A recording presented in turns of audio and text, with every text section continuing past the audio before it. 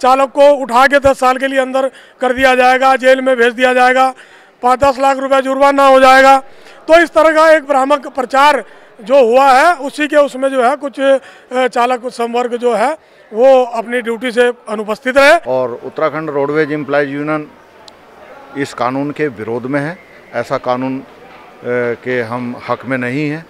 हम तो सरकार से यही मांग करते हैं कि सबकी जनभावनाओं को मद्देनज़र रखते हुए, क्योंकि पूरे भारतवर्ष में इसका बेअसर प्रभावी हैं, तो इस पर पुनः विचार किया जाए। जब कोई विषय समाज के बीच में आता है, उसके नेगेटिव पॉजिटिव चर्चा होती है, उसका संज्ञान निश्चित रूप से जो हमारी केंद्रीय टीम है, क्योंकि भारत सरकार का कानून है, वो संज्ञान लेगा।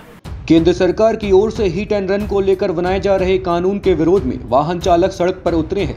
Garhwal Vikram tempo welfare association की ओर से सर्वसम्मति से 2 और 3 जनवरी को ऑटो और विक्रम संचालित न करने का फैसला लिया गया। हड़ताल के चलते लोगों को भारी दिक्कतों का सामना करना पड़ रहा है। हड़ताल का असर उत्तराखंड की राजधानी देहरादून में भी देखने को मिला। आपको बता दें, सोमवार को ऑटो और विक्रम चालकों ने वाहनों का संचालन खुद नहीं किया और दूसरों को भी नहीं करने दिया। हालत ये रही कि लोग सड़कों पर घंटों इंतजार करते दिखे। हर तरफ माथे पर सामान लादे लोग पैदल आवागमन करने को मजबूर हो गए। इक्का दुक्का चालकों ने वाहन चलाने की कोशिश की तो उन्हें यूनियन के अन्य चालकों ने रोक दिया। पूरे दिन सड़क पर तमाशा चलता रहा। विरोध प्रदर्शन के दौरान वाहन चालकों ने कानून को वापस लेने की मांग की। वहीं 2 जनवरी यानी आज की बात करें तो राजधानी देहरादून में हड़ताल का मिला जुला असर नजर आया, क्योंकि परिवहन विभाग की शक्ति के बाद सभी रोडवेज बसें सुचारू कर दी गईं, लेकिन ट्रक ड्राइवर और कुछ रोडवेज आज भी हड़ताल पर हैं, जिसको लेकर आमजन को आज भी परेशानी का सामना करना पड़ रहा है। कृष्णा पुल पर भी लोग घंटों इंतजार करते दिखे, जहां लोगों को ऋषिकेश हरिद्वार के लिए जाना था, लेकिन किसी भी प्रकार के संचालन न होने के कारण लोगों को काफी दिक्कतों का सामना करना पड़ा। आपको बता दें, अब हड़ताल को लेकर अलग अलग यूनियन 2 हिस्सों में नजर आ रही है, जहां एक पक्ष का कहना है कि हमें हड़ताल से कोई लेना देना नहीं है और बसें अपने समय से संचालित हो रही हैं। वहीं दूसरी तरफ एक पक्ष का कहना है कि ये कानून ड्राइवरों के खिलाफ है और हम चालकों के साथ हैं। पहले आप जरा हड़ताल की वजह से दिक्कतों का सामना कर रही पब्लिक को सुनिए, फिर आपको उन दोनों पक्षों की बात भी सुनवाएंगे। हरिद्वार जा रहे थे, यहाँ 10 बजे से खड़े।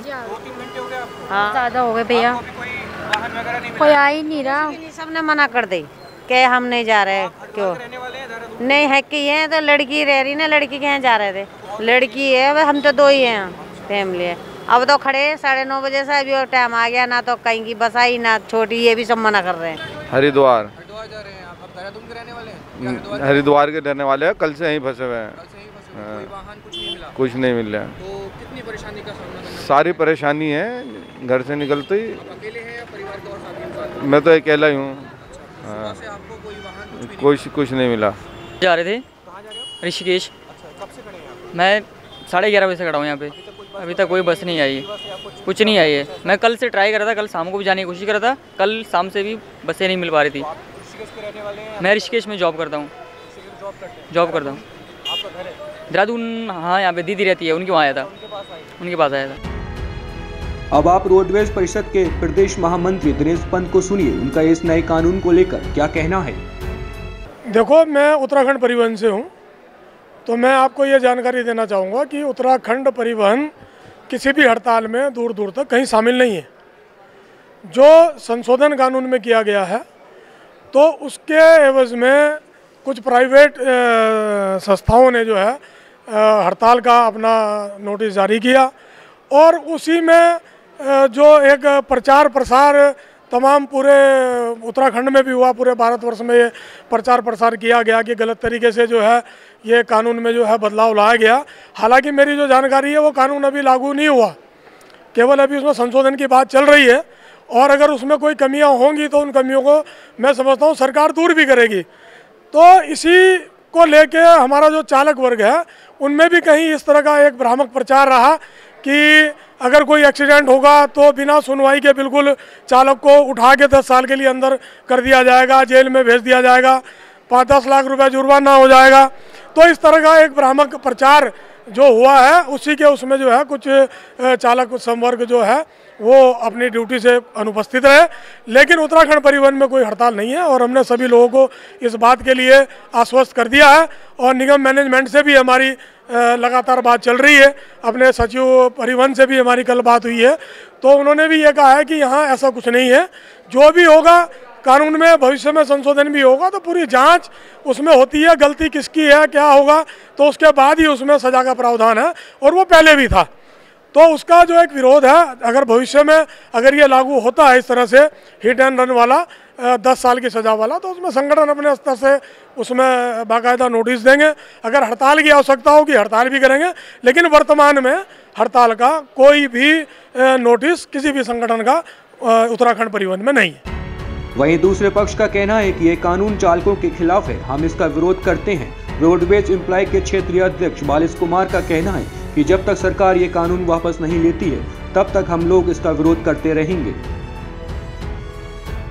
जिस प्रकार से सोशल मीडिया पर ये कानून प्रसारित हुआ है और इसमें जिस तरह की ड्राइवर के लिए दंड का प्रावधान रखा गया है, तो निश्चित रूप से ड्राइवर अगर ये